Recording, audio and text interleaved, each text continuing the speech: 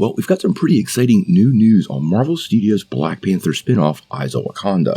A recent report seemed to open up the doors to what style of animation and who's even working on the series, and more interestingly, some big ties to the wider multiverse and big cameos. Let's dive into the most recent Eyes of Wakanda report, break it down, and talk about what might be becoming Marvel's most anticipated animated series. Now before we do that though, make sure you hit that like and subscribe button and ring the bell for all the updates. We do daily Marvel and DC videos and want to be your place for all the superhero news, but we're going to bring it to you truthfully and transparently so you are in the know. Well, in case you didn't know, San Diego Comic-Con is right around the corner, and many of us are pretty excited to see what Marvel Studios brings. We found out both live action and animation are going to have a Hall 8 later this month, and many of us are pretty excited about what's coming our way, anticipating getting some looks at Marvel Zombies and your friendly neighborhood Spider-Man. Now, one of the most intriguing Marvel animation titles coming our way is Eyes of Wakanda. This is going to be a full-on Black Panther spin-off, but unlike the other shows, is going to be tied to the main MCU. And interestingly, with this show, the expectation is it could actually be coming our way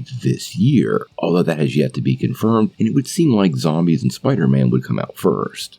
Now recently, Brad Wonderbaum was on the Marvel podcast and gave us some new details on all the animated shows. We just did a breakdown of that. But now the team over at the Cosmic Circus has kind of opened the door a little more and shared some pretty interesting details. Now, like we always like to say, if it's not from Marvel Studios, Kevin Feige, or in this case, Brad Wonderbaum, well, we're going to take it with a grain of salt. But one of the things I like about the circus is their people don't hide behind anonymity, and when they're wrong, they back up. So given their track record and their behavior, they are a fairly reliable source and one I like to lean on. Now, what they are saying is they found some very interesting details about the series. One of the biggest details is that Axis Studios is working on this project. Now, Axis has worked on some really big projects in the past, including the acclaimed Love, Death, and Robots, but they also brought to life Scrooge, A Christmas Carol, and Destiny 2. And this has many people believing that Eyes of Wakanda will actually be a fully CG animated project. If you like Love, Death, and Robots, you should be pretty excited about this because their animation is absolutely breathtaking and should make for one heck of a show and be a big departure from previous projects.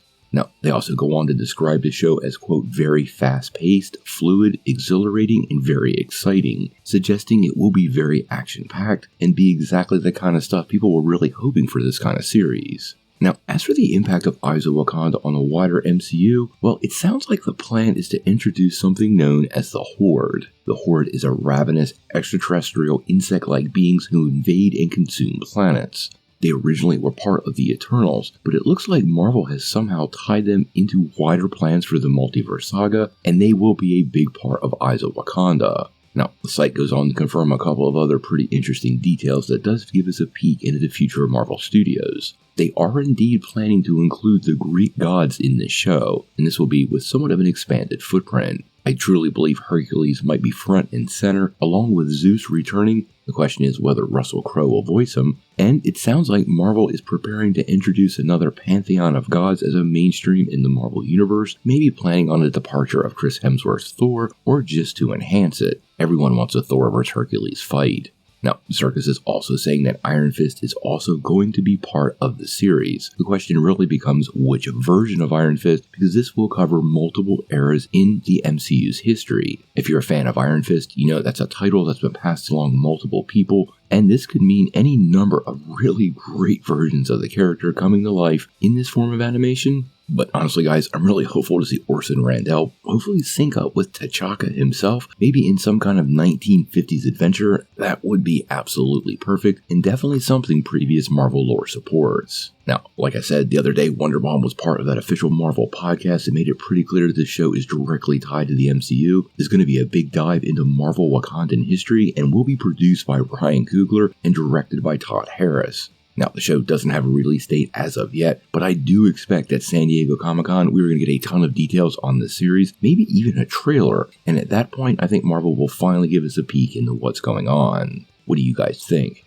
How do you feel about this show being full CGI and Axis Studios taking up the reins to create something like Love, Death, and Robots? And how important do you think this show will be to the multiverse saga and future Marvel animation setting up details of the main MCU we've never got to see before? Tell me what you think in the comments below.